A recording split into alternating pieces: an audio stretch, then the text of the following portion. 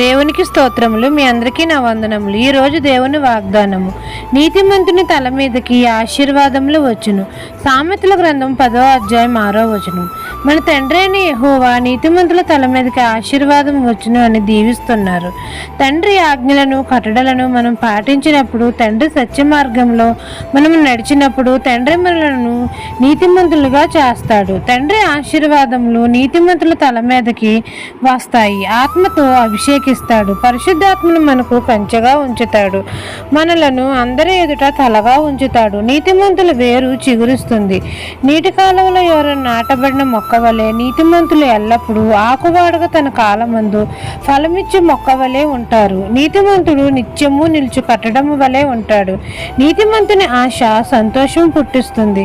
కాబట్టి మనము నీతిమంతుల వలె తండ్రి యొద్ద నుండి అనేకమైన ఆశీర్వాదములు మనం పొందుకోవాలి.